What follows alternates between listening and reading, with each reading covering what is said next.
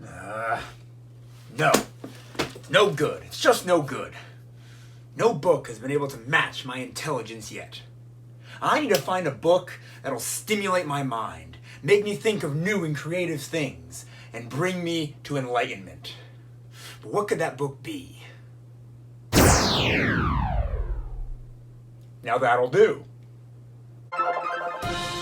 Breaking news! A new episode of Let's Be Frank starting now! Hello all. Books! Yes, growing up, I loved reading books. English was always my best subject in class. I enjoyed writing papers and doing book reports and everything. Yes, I was definitely an English student, not a math student. Math is still the bane of my existence today.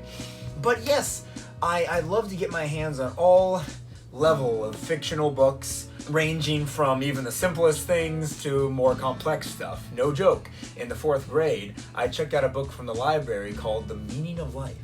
A very interesting fictional book, but that's not the point of this video.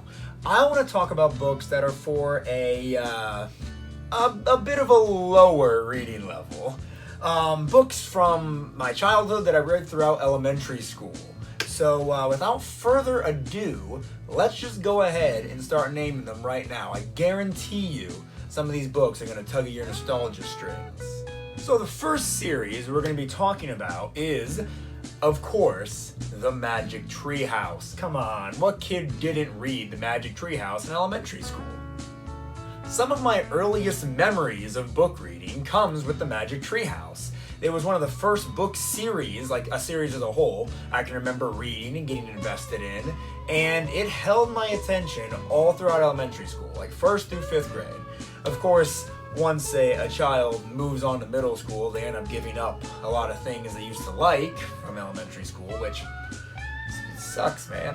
I hated that I had to give up stuff just as I was getting older. I felt like I had to anyway. But I digress. The Magic Tree House has 55 books in its series, which is a lot more than I thought they did.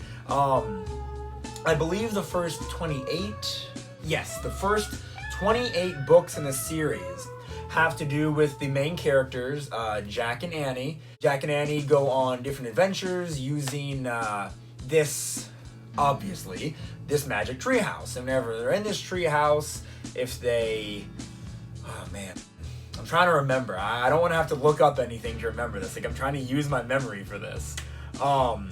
Whenever they, read a book in the tree house, they get transported to the time period of that book. Like, for example, the first book is called... This I am going to look at. Dinosaurs Before Dark. Yes. And they get transported back to, I believe it was the Cretaceous period. And they, have to run from dinosaurs, whatever you do in the Cretaceous period, and it just goes on from there. All in all, though, The Magic Tree House was a great series, and I'm sure if I read it today, I'd probably still enjoy it, if none other than just for nostalgia's sake. Read it yourself if you haven't yet, or read it to a kid, because they deserve to know all about the grand adventures that Jack and Annie were able to go on. Moving on from The Magic Tree House, the next series I wanted to discuss is Judy Jones. Yet another book series I'm sure many of you are going to remember. Now, Judy Jones is a much younger kid than Jack and Annie were, at least by my memory, which isn't very good. Judy Jones was in kindergarten when the books began, and they definitely felt like books for young kids, like your first real book, if that makes sense. What I remember most about these books is that the author of them, her name is Barbara Park. She wrote the books as if they were actually being narrated by a kindergartner. Everything Judy B says sounds like it would come from the mouth of like a 6-year-old, or an almost 6-year-old, as she puts it in the books. Fun fact about the Judy Jones series, actually. It was actually ranked number 71 on the list of top 100 banned books. Apparently, this was just because big government, I don't know, didn't deem Judy Jones a good role model because she was always mouthing off and she had bad grammar and spelling. I don't know, she acted like a kid. I don't know. That's the dumbest thing I've ever heard, you know? Why ban a book? I don't know. I guess this isn't the subject of the video, but you shouldn't ban books. Period. Like, if it's a book written for children, it was approved to be printed and put in these school libraries, what's the point of banning it? I don't know. It's ridiculous, especially because these books were so captivating as a child. The stories were fun. Judy B was relatable. I can't imagine any of you haven't read Judy B. Jones, but if you have kids or you plan on having kids, make sure they get this book series. It's wonderful. Don't listen to what big government says about it being deserving to be banned, because it doesn't. And with that, we can go ahead and move on. Read Judy B. Jones. It's a good book. Next up, probably my favorite of the books I've talked about so far is Captain Underpants. Woo! Believe it or not, Captain Underpants, the first book, came out in 1997, which is crazy. I was reading this in early elementary school. 1997? I was born in 98. It's insane to me. The most recent book has come out in 2015. So it seems like the author, Dave Pilkey, is taking a bit of a break. Unless he's just done. Actually, I think I read on the Wikipedia page that he was done. This book series is very unique compared to the others, because this one was the first to get a full-length theatrical release feature film.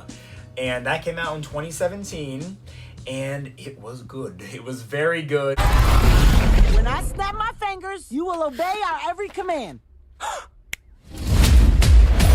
You are now the amazing Captain Underpants! Tra-la-la! I honestly didn't think that would happen. This summer. Come, sidekick! We gotta stop him. What? Out of the road, bozo! Why, thank you, vehicle person. Ow! It like I said in the beginning of the video, it tugged all my nostalgia strings, and I enjoyed it very much. It held true to the books. The animation was incredible. The art style they used was perfect. Unfortunately, similar to Judy B. Jones, Captain Underpants was, of course, and a bit more obviously, banned in some schools across America.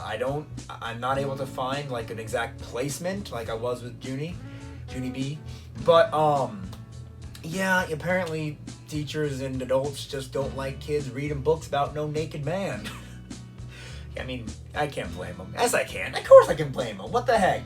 Let kids be kids. These books appeal to kids because it's all about potty humor and silly, goofy antics. And that's it. That's all it is. The books are bare bones toilet humor. And that is why they were so popular. This has become a whole ordeal. I'm not lecturing you people. I don't know who you are. But, you know, I'm sure some of you agree with me and some of you don't. Captain Underpants meant a lot to me when I was a kid because I really enjoyed the humor in the books. Of course. I was a kid. Yeah, why wouldn't I? As you can see, I'm fired up about all these books. They are wonderful and they bring back such good memories, but I haven't even talked about my favorite childhood book series yet.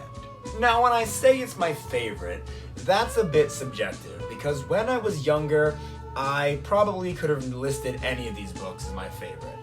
But this is the one I wanted to talk about most. The book I want to talk about is Frannie K Stein. That book is probably not going to mean as much to you as the other three. Let me explain. Frannie K Stein is all about this little girl who, as you can probably guess by her name, is a mad scientist. As much as I love this book series, it is a little hard for me to remember a lot of the fine details about it. I'm lucky it even stuck around in my brain anyway, so allow me, if I look over a lot, it's because I've got the Wikipedia article pulled up. The synopsis for this book is as follows. It follows its main character, Frannie, who is 7. I had no idea she was 7. She had been ostracized from her classmates due to her strange behaviors and experiments. Like I said, she's a mad scientist. So she's, creating just gross and disgusting things. I mean, for crying out loud, the first book is called Lunch Walks Among Us. She is always creating Frankenstein-esque experiments. In a future book, I believe it said she even creates broccoli that eats itself. Lovely. When I was a kid reading these books, I remember there being 6 of them. Now, since I've grown up, 2 more have come out, and now there's a total of 8. The 7th one coming out in 2008, and the 8th one, get this, coming out on July 23rd, 2019. What a gap! Now, of course, like I said earlier, these books aren't as well known as some of the others I've mentioned, and because of that, the Wikipedia article is very, very short. I don't know why there was such a long gap in between books 7 and 8, but honestly, I kind of want to read them now. This book series is the one I'd love to reread the most. I don't even have that much to say about it. It had a very appealing art style, the pictures in the book did. It was fun to read, it was engaging, and it was the first book series that I read every single book of, except for, of course, 7 and 8, which came out after I stopped reading them. Give all these books a try if you haven't before. They're all wonderful and for their own different reasons. They're unique, they're fun, they're special, they mean a lot to me, and I'm sure at least one of them means a lot to you too. And with that, those are all the books I wanted to talk about today. Thank you so much for watching. I hope you enjoyed it. I hope you guys enjoy when I talk about stuff from my childhood. Stuff like the Weird and Wild Creatures cards, the Tech Deck dudes, the Funko Pops, you know, all those manner of things. That it means a lot to me that you guys enjoy listening to me just talk about my childhood, because I plan on doing it more in the future, so I hope you're ready for that. I hope you're excited.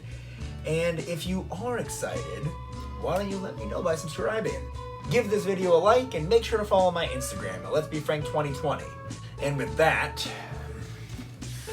I better get back to trying to read the lesser books in my collection. Boy, do I wish I was reading Captain Underpants right now. Oh well. Until next time.